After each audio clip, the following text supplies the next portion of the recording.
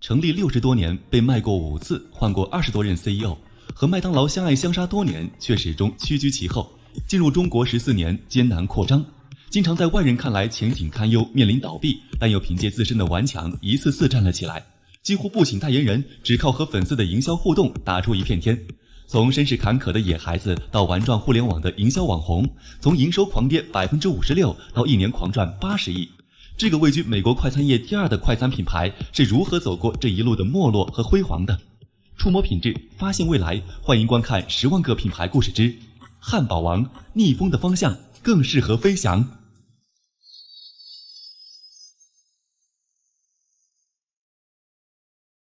美国人爱汉堡，就像日本人爱刺身，英国人爱薯条，中国人爱火锅、串串烧烤和麻辣小龙虾。美国人对汉堡的热爱，大概就是只要看到肉，他们就想拿起2片面包夹着吃。浓烈的美国汉堡文化不仅催生了麦当劳这种家喻户晓的品牌，也诞生了汉堡王这种在破产边缘疯狂试探挣扎的汉堡王子。2017年圣诞节，一位年轻的小伙收到了一份来自汉堡王的大礼，在汉堡王就餐，终身免单。据说这位幸运观众在过去2年多的时间里，每天坚持给汉堡王留言，一共在汉堡王的 Facebook 上写了637条评论，这大概就是传说中的真爱粉了吧。于是就在圣诞节的这一天，离他最近的一家汉堡王摇身一变，变成了一个巨大的圣诞礼物，还点名要他亲自拆开。在这家汉堡王里，他拥有自己的专属餐盘、专属座位，甚至连包装都是专门为他定制的。汉堡王还给了他一张金卡，不仅是终身免费，连同行的人也免费。不得不说，汉堡王这波实力宠粉操作玩的实在是666，不仅形成了巨大的网络传播效应，秀了一把宠粉形象，也圈了一波路人的好感度，收获一批新粉。靠着和粉丝的互动营销，汉堡王逐渐打开了品牌知名度。虽然在互联网营销上玩得风生水起，不过让人尴尬的是，可能很多人对汉堡王这个品牌并不了解。而最近一次让汉堡王进入公众视野的事件，可能是前不久汉堡王在视频网站上发布的一则广告，其内容是几名快餐店的顾客手持巨型的筷子吃汉堡，动作非常笨拙。视频一经发布，就引起了许多亚裔网友的强烈不满，纷纷指责汉堡王对文化不敏感和种族歧视。意识到问题的汉堡王也很快删除了视频，并在社交网络上发布了道歉声明。与随处可见的麦当劳、肯德基店铺不同，近年来我们才在商业街附近看到大写的汉堡王招牌。而和其他国际餐饮品牌的发展史相比，汉堡王的发展壮大之路也可谓命途多舛，格外艰辛。毫不夸张地说，汉堡王的历史简直是一部餐饮界的悲惨世界。1954年，詹姆士·麦克拉摩和大卫·艾杰敦在美国佛罗里达州迈阿密开设第一家汉堡王餐厅。他们认为，真正好吃的汉堡肉片必须是火烤出来的，而不是油炸。经过多次研究，他们创造出了火烤牛肉汉堡。在1957年，汉堡王的镇店之宝皇堡诞生了。而此后，汉堡王也一直主打火烤这个概念，火烤也成为了汉堡王独一无二的营销卖点，并且一宣传就是60多年。毕竟它是汉堡王区别于其他汉堡的特色所在，拥有了原创产品，但却没有持续经营的能力。拉摩后来开的2家店，一家比一家亏得厉害。仅仅诞生2年之后，迫于生存压力，不得不以低价将50%股权卖给当地一富商。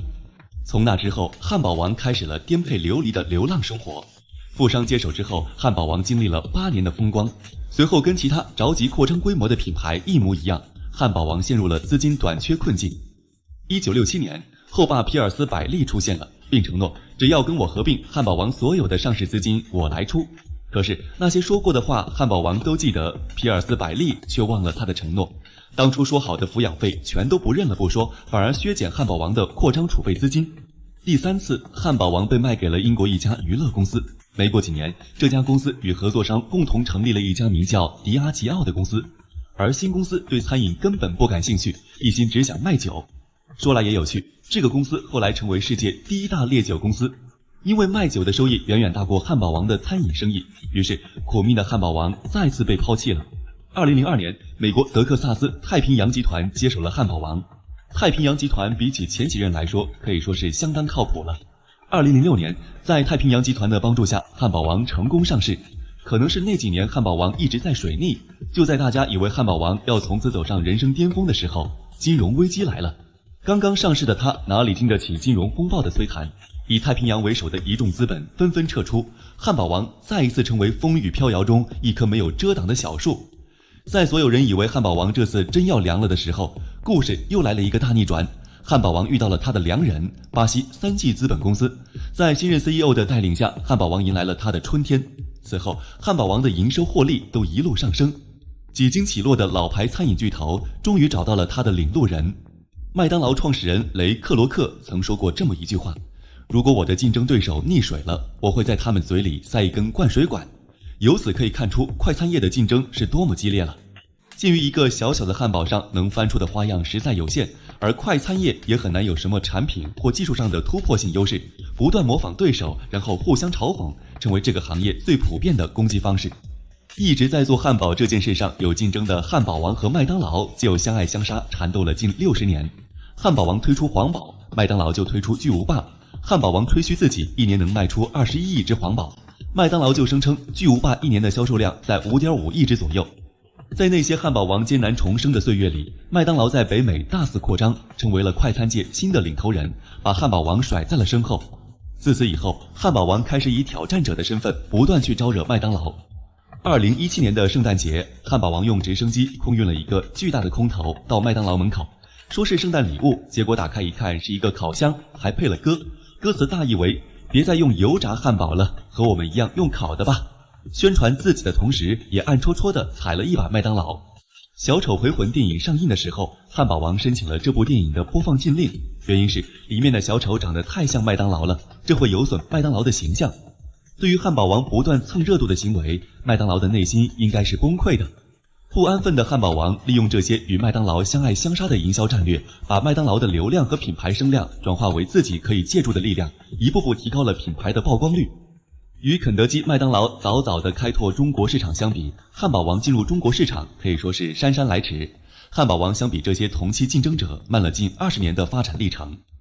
迟到的代价是快餐的黄金时代在一线城市已经过去，而且百胜和麦当劳在全国将近8000家的门店分布，导致后路者汉堡王很难在主流商圈找到合适的门店，并且因为定价较高、小食品种较为单一的问题，汉堡王初入中国市场的日子并不好过。从2005年进入中国市场，在之后的7年时间里，仅在国内部分城市开出了52家门店。2010年被巴西的3G资本收购后，汉堡王修改了加盟协议，展开再加盟计划，将餐厅所有权和经营权全部出让给加盟商，然后获取收益分成。正是在这项计划的推动下，之后汉堡王在中国的门店数量增长了10倍，同店销售的增长达到了同行难以企及的2位数。而且焕然一新的汉堡王王者归来，并且重新登陆纽交所上市。重新组阁的汉堡王随后采用了全新的发展策略，真正开启了在中国的扩张之路。2018年底，汉堡王在上海开出了第1000家门店。对此，汉堡王的 CEO 表示，这是一座里程碑，更是再出发的起点，并且立下 flag，3年内再开1000家门店。没有天赋异禀，没有坐拥资源，凭借自己的努力，汉堡王一次又一次地破解困局，逆风翻盘。未来的时间还很长，汉堡王有足够的时间去奔跑。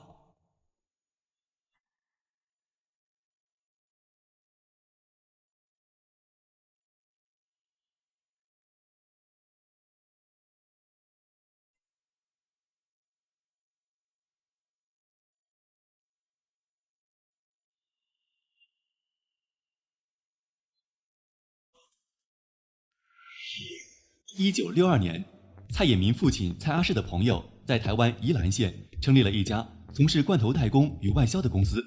1976年，公司的经营权转移到蔡阿世手中。年仅20岁的蔡衍明自告奋勇参与公司的运营，由于缺乏经验，在初期吃了不少亏。在推出浪味鱿鱼丝后，蔡衍明的草率决策导致公司惨赔新台币1亿元。那段时间，只要别人多看他2眼，他就觉得人家在笑他，更因此患上抑郁症，一度想跳楼自杀。1979年，父亲蔡阿世创立自主品牌旺旺，打算重新开拓台湾零食市场。品尝了失败苦果后的蔡衍明，也终于迎来了一个重新证明自己的机会。当时台湾稻米资源过剩，蔡衍明认为，如果做日本米果生意，应该能扳回一城。为此，他在2年间3次访问日本真纪做社长，希望有机会与其合作。在他的软磨硬泡下，旺旺终于拿到了米果制作技术的授权。旺旺仙贝也由此诞生，并获得极大成功，一度占据了台湾市场90%的份额，迫使老牌食品大厂同意与益美相继退出竞争。此后，旺旺陆续推出了新产品，如旺仔牛奶糖、浪味仙、雪月、旺仔小馒头、旺仔雪饼、旺仔牛奶、野川草莓派、旺旺鲜豆子、旺仔米起司厚脆片、无聊派大米豆等，都取得了不错的成绩。在台湾经济快速繁荣发展的80年代，旺旺无疑成为了一种潮流。1992年，蔡衍明的生意在台湾可谓如日中天，他把目光投向了隔岸相望的大陆。在湖南的第一家工厂建成之后，当场就有300货柜的米果签售，而且协议上都是款到发货。于是，旺旺台湾工厂24小时加紧制作，把米果从台湾运抵大陆。没想到交货的时候，大陆经销商却要求卖完之后付款。眼看食品就要过期，情急之下，蔡衍明把这批食品送到上海、南京等地给学生们试吃，孩子们吃后爱不释手。蔡衍明随后抓住了时机，狂投你旺我旺大家旺的广告，最终创收2.5亿人民币。生意场上的红火难免遭人眼红。1994年，200多家食品厂加入米果大战，其中就有同样来自台湾的康师傅。激烈的竞争使米果价格由最初的1公斤50元降至30元。面对这种不讲道理的价格冲击，蔡衍明一举将自己产品价格降到1公斤5元，其下手之狠和斩草除根的心态令其他厂商啧舌。最终，在这场近乎疯狂的价格战中，旺旺斩落无数竞争对手，其米果食品界老大的地位再也无人可以撼动。1996年，为了避开台湾复杂的上市程序，蔡衍明舍近求远，选择在新加坡将旺旺挂牌上市。不过，新加坡的股市交投太过冷清。2007年，在投行的建议下，蔡衍明又决定转投港交所。2007年5月28日，他以私人名义向12家银行财团连贷8.5亿美元，用于收购新加坡上市的中国旺旺26.35%流通股份，以完成私有化，转投 H 股。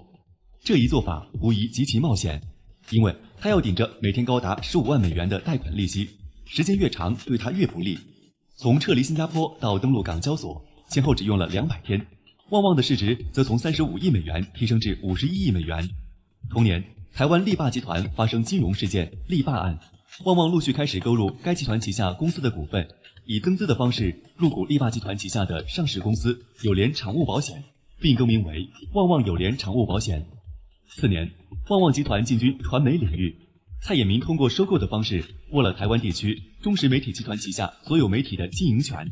当时的中时集团经营状况惨淡，而蔡衍明越是不赚钱的时间点，投入的机会反而越好的理论，也的确在日后得到了证实。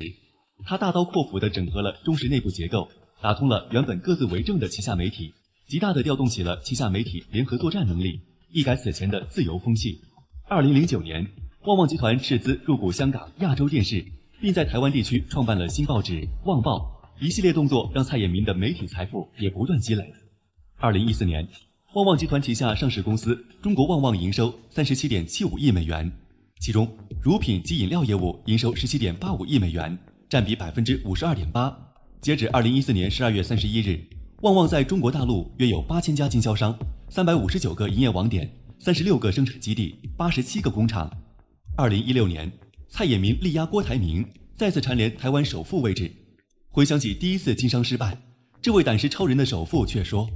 成功后，你不知道什么时候还会失败。今天的成绩太过于夸大了，以后等哪天你又稍微往下走了一点，你怎么面对大家？”业内人士表示，蔡衍明有点像宗庆后，一个靠一包一包卖米果，以500亿元身家成为2012不用外来首富；一个靠一瓶一瓶卖饮料，以105亿美元成为2012年中国内地首富。2017年，年收入超过114亿的旺仔牛奶限量推出了令所有人都倍感震惊的8升超大盒装。不过后来官方表示这只是一场愚人节的玩笑，但是微博上多次关于8升旺仔牛奶的推送让很多粉丝信以为真。为此，旺旺集团也于1个月后真的推出了8升装的旺仔牛奶，只不过里面是64个小包装，再次遭到了网友的疯狂吐槽。20年来，旺旺虽取得了不凡的成绩，但并非全身浸在阳光之中。从1992年进入大陆以来，旺旺至今仍未建立自己强有力的销售网络。随着食品行业竞争日趋白热化，这一软肋带来的劣势或成为旺旺致命的弱点。不要让他们太完美，要有缺点，让他们有机会多学习。或许，对于曾如此教育孩子的蔡衍明而言，旺旺发展上的刘牌也是他的一个妙招。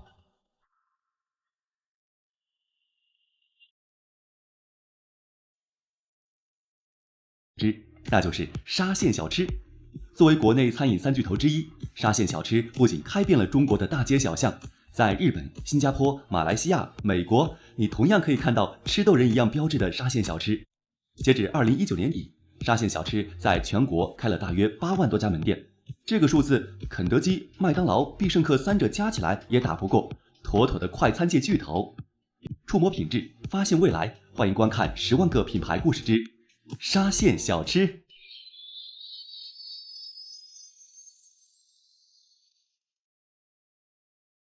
故事开始前，品牌哥想先做一个小调查，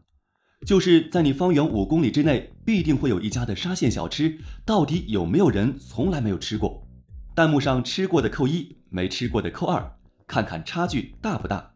不过，无论你有没有吃过沙县小吃，你都一定在江湖里听到过它的传说。沙县小吃顾名思义是起源于沙县。一筹莫展之际，据统计，在整个沙县县城，60%以上的家庭都参与了标会，农村更是恐怖，高达80%。金钱很快迷失了人们的双眼，渐渐的，标会集资规模越来越大，入会门槛却越来越低。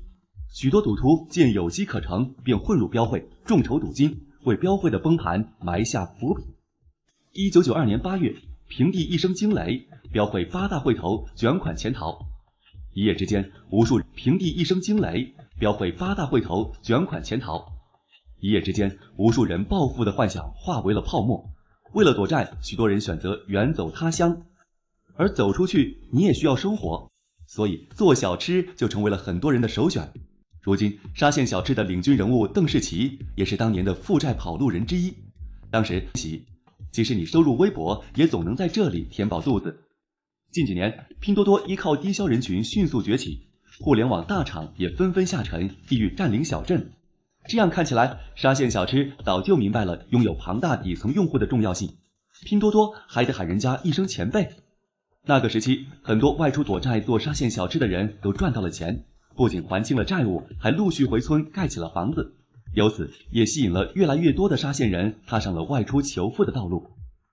主打川味的成都小吃，宣扬清淡的广州小吃，独爱面食的山西小吃，都曾在市场上裂土开疆，好多知名度甚至远远高于沙县小吃。可在随后的发展中，沙县小吃后来居上，渐渐成为了小吃品类中家喻户晓的品牌。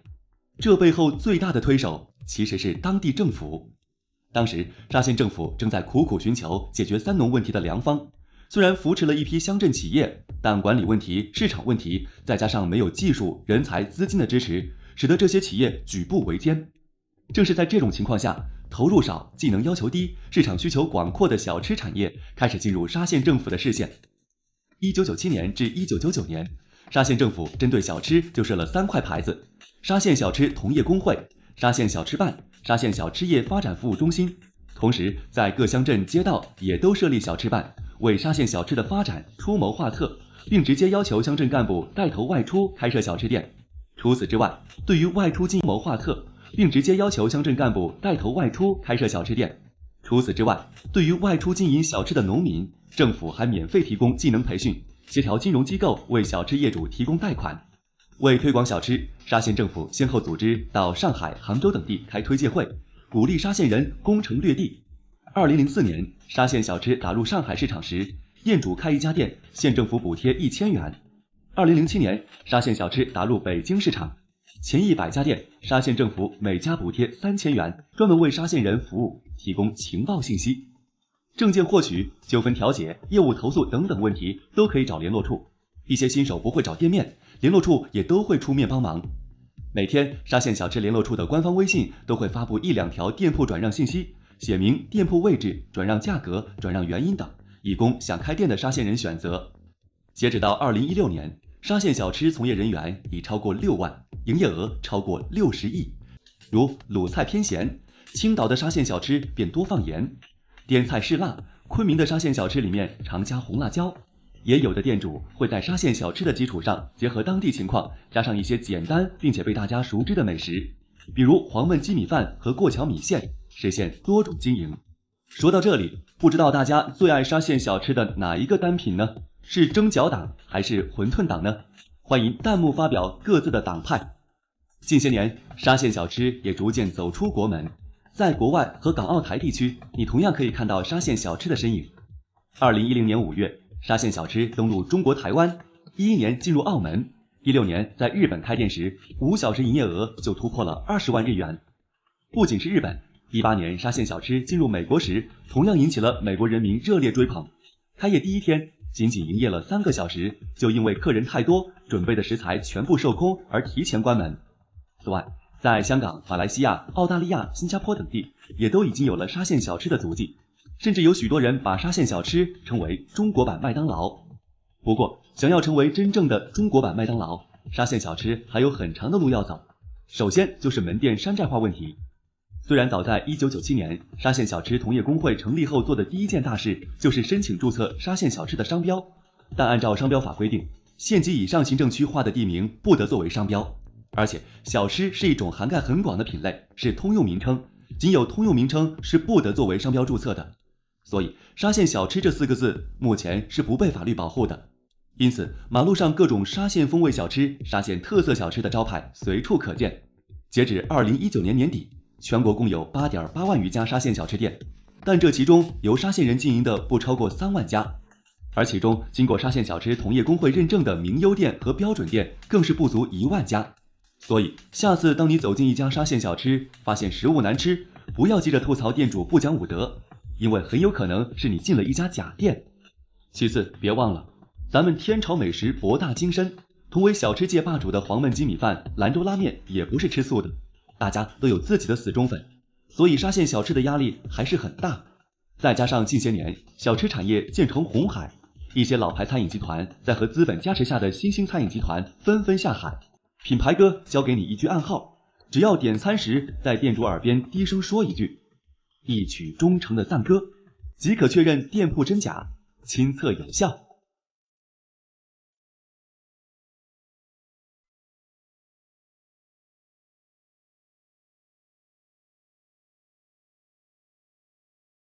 截止今日，10万个品牌故事已经介绍了非常多的大牌，以后我们也会介绍一些新锐品牌，欢迎联系并告诉我们，你们品牌做了什么样的创新，解决了什么样的问题，为这个世界做出了什么样的贡献，我们免费帮您制作节目，全网发布，让更多人知道你们，了解你们。1991年，段永平创立了小霸王电子工业公司，3年后，这家小厂房的产值达到了10亿，并正式更名为中山霸王电子工业公司。2001年，在段永平的号召下，3家公司共同出资3000万元注册了 OPPO 商标。在其他2家公司的股东无意投身 OPPO 的情况下，负责步步高旗下视听业务的陈明勇就直接买断了 OPPO 的品牌权限。在此情况下，他将精力全部转移到 OPPO 上，于2003年迈向移动通信领域，成立了 OPPO 手机。不久后，原步步高视听业务分部倒闭，大部分员工就地加入了 OPPO。OPPO 的创始人曾表示，我们身处一个充满压力、诱惑与挑战的时代，容易被情绪左右，产生恐惧、烦躁与不安，进而做出错误的判断。如果我们能隔离外力，始终保持本分的心态，回归事物的本源，想想当初我们为什么出发，这样处理问题的方式会变得更清晰。在这一理念下， OPPO 于2005年推出了首款 MP3。 同年，他推出的 X9 被誉为国产 MP3 真正意义上的开门红之作，是第一个毫不逊色于任何一个国际大厂产品的里程碑式的经典之作。2009年，当时还追着芒果台综艺节目看的年轻人会发现， OPPO 是当年金牌节目《快乐大本营》的赞助商。 OPPO 手机业务也于这一年开始正式进入海外市场。在小李子代言 OPPO 引发众人一阵惊叹后， OPPO 于智能手机还比较稀缺的2012年推出了极具代表意义的 OPPO Find。 同年冬天， OPPO 正式发布了 Find 系列的新产品 Find 5，这款国内首个搭载 1080p 分辨率显示屏的手机，在当时 720p 显示器大行其道的年代，击败了一众竞争对手中。Find 5荣获被誉为设计界奥斯卡的 iF 设计奖，其生命周期内300万台的销量神话，为日后 OPPO 走上销量神坛奠定了基础。2014年， OPPO 在 Find 7上第一次推出了沃克闪充的概念，其技术发展到今天，适配器愈发的小巧，充电速度更加高效。当时充电5分钟，通话2小时的广告语也是火遍了街头巷尾。2016年 ，OPPO 在 R7 完成 R 系列的逆袭后，接连推出了 R9 和 R9 Plus。在李易峰、杨幂、杨洋等明星的广告效应带动下，它的销量在88天的时间内就超过了700万台。日后 ，OPPO 又联合大 IP 推出了 R9 青云智版和 TFBOYS 版，广告投放量也是成倍数增长，扎实的坐稳了国产手机销量第一的宝座。清光绪23年，即1897年，中国最老的车行同昌车行诞生，凭借着自主品牌自行车这张王牌，成为了行业内当之无愧的老大。新中国成立后的1958年5月1号，朱家后人和同昌一起迎来了自己的新生。同年6月，解放日报和文汇报同时发文章征集品牌名字和商标，在1000多张来稿中，凤凰被选中。在首批1000辆凤凰自行车诞生之后，开始进行大批量生产。1960年，凤凰自行车骑行轻快的速度被评为全国第一。1965年开始，凤凰牌自行车在全国自行车行业质量评比中7次荣获第一。次年，自行车3厂在保证质量的前提下，用节约的原材料增产自行车2万辆，实现了行业内在质量、成本和全员劳动生产率方面的领先。1980年，凤凰牌自行车进入欧洲市场，如今它的海外区域代理遍布中东非及东南非国家，连续多年被评为上海市出口名牌。1986年，凤凰牌自行车荣获西班牙马德里企业创业指南公司颁发的有名望的企业佼佼者国际星奖，这是中国企业首获这一殊荣。1989年3月，自行车3厂被外经贸部、国务院机电产品出口办授予机电产品出口先进单位称号，在自行车行业中仅此一家。从1996年开始，凤凰自行车连续16年被评为上海名牌产品。2006年，它荣膺中国名牌产品称号。同年，凤凰自行车被商务部认定为中华老字号和最具市场竞争力品牌。然而，不可否认的是，虽然仍旧享有盛誉，但是自从进入90年代后，那个翱翔9天的凤凰的确开始走向了下坡路。1993年至1997年间，凤凰先后与多家自行车厂等终止联营。不过，这些联营厂已经具备了相当的生产能力，在离开凤凰后，开始成为凤凰强劲的竞争对手。内忧不断，外患也随之而来。摩托车、汽车的兴起，4轮代替2轮，成为人们在出行工具上的新追求。在此混乱局面下，台资和外资自行车一举打入了大陆市场。在不断的自救和积极开拓海外市场后，凤凰也曾令人惊喜地重新回归。未来，没人知道这个记录着旧中国与新中国荣辱兴衰的100年品牌是会继续腾飞，还是走向沉沦。但是想起那个工厂门口放着大广播，年轻的男女穿着海魂衫，骑着凤凰自行车随风奔驰的年代，希望这个国产品牌的骄傲能继续追随陪伴着我们，永不离开。